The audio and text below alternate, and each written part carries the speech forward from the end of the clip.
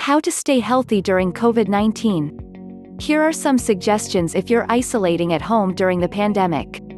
Keep fasting. Short-term fasting may increase your metabolic rate by 3.6% to 14%. Fasting will guide you to a new lifestyle with healthy habits. During your eating period, eat foods rich in plant-based foods, especially leafy vegetables and fruits. Cut out inflammatory foods such as sugar and bad fats. What can I eat and drink? Fasting doesn't specify which foods you should eat or avoid, but when you should eat. During the fasting window, you can drink water, coffee, and tea without milk and sugar.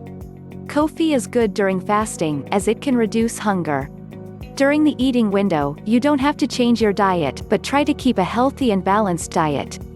There are no restrictions about what type or how much food to eat. Sure, you can eat chocolate, but the fewer calories you eat, the more weight we'll lose. Exercise can help boost your immune system and manage weight at home. Keep a good structure to your day, and try to keep a regular bedtime.